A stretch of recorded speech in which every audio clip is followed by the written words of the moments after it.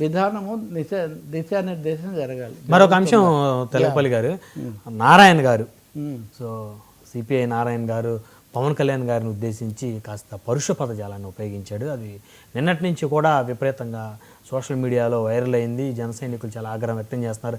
ఆయన ఒక senior politician, అనుభవజ్ఞుడు, వయసు కూడా చాలా పెద్దవాడు. మరి ఆయన అట్లా బూతులతోటి ప్రసంగం అనేది మీరు చూసే ఉంటారు. ఆయన మాట్లాడింది ఎందుకు మాట్లాడాల్సి వచ్చింది సార్ అలా? నారాయణ గారు చెప్పిన అంటే సనాతన ధర్మం అనేది ఈ కాలానికి పనికిరాదు.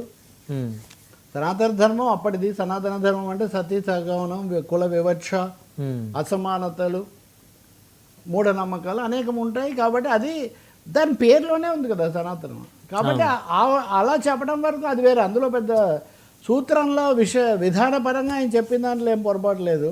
కానీ ఇంకా నారాయణ ఎక్స్ప్రెషన్ మనకు తెలిసిందే కదా. కొన్ని సందర్భాలు ఆయన ఇప్పటికి 3-4 సార్లు తనే అధికారికంగా క్షమాపణలు చెప్పాడు. తనే సర్దుకున్నారు.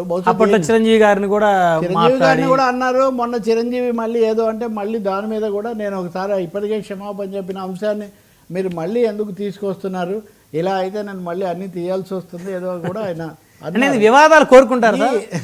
నేను మా మిత్రుడు నాకు చాలా కాలంగా నేను చేయను కానీ విషయంలో తప్పలేదు. కానీ ఆ మాట్లాడింది రెండో సతీ సగమనం అంటే మేము వాళ్ళని చేస్తారా, మనుషుల, జంతువుల, కుక్కల, ఇవన్నీ అవసరం లేదు. రాజకీయ విమర్శ రాజకీయంగా చేస్తే చాలు. ఆయన బహుశా నారాయణ దీని మీద వివరణ ఇస్తారేమో నేను. ఎందుకంటే గతంలో ఆయన వరవడి బట్టి చూసినప్పుడు ఆయన అది కూడా చెప్పారు. కొన్నిసార్లు నేను తొందరపడేదని మాట్లాడినా ఆవేశం మీద నేను తర్వాత సర్దుకుంటున్నానని. కాబట్టి విధానపరంగా ఆ మాటలు చెప్పడంలో ఏం లేదు. కానీ ఇదిగో జంతువులు ఇలాంటివన్నీ ఎలా పడితే అలా.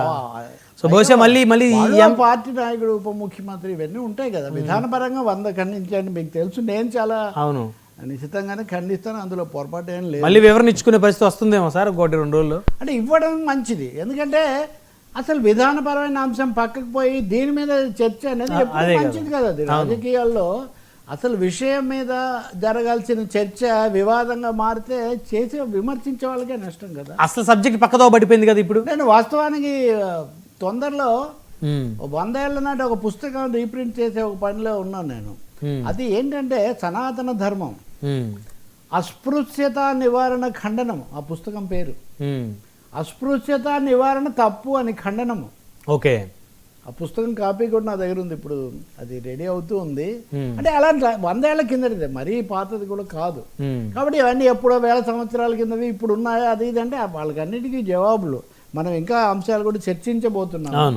కాబట్టి మూఢత్వాన్ని, శాంతతత్వాన్ని సనాతన పేరుతో నెత్తికెత్తుకోవద్దు అని చెప్పడంలో ఏమీ తప్పులేదు. కానీ ఆ ఉపయోగించిన చెప్పిన తీరు, ఆ వాడిన కొన్ని పదాలు మటుకు అవి అభ్యంతరకరంగా ఉన్నాయి. ఆయన వాటిని సర్దుకుంటారని నేను అనుకుంటున్నాను. చూడాలి మరి ఇంకేం జరిగింది. గతంలో ఇప్పుడు గీతారెడ్డి గారికి మాట్లాడినప్పుడు, చిరంజీవిని మాట్లాడినప్పుడు 2-3 సార్లు చెప్పారు, సారీలు చెప్పారు, ఆయన క్షమాపణలే చెప్పారు. ఇంకా దశభిష లేకుండా. ఇప్పుడు మరి క్షమాపణ సవరణో వివరణో ఏదో ఒకటి నెత్తి మీద తెచ్చుకుంటూ ఉంటారని జాగ్రత్తగా సంయమనం అనేది అందరికీ అవసరమేనండి. అది ఉదాహరణకు పవన్ కళ్యాణ్ కూడా చాలాసార్లు మనం చెప్తుంటాం కదా, సంయమనం అనేది ఒకటి అవసరమే. మరొక అంశం సార్, మాజీ జడ్జిల వార్ 58 మంది ఎదురుదాడి. బీజేపీ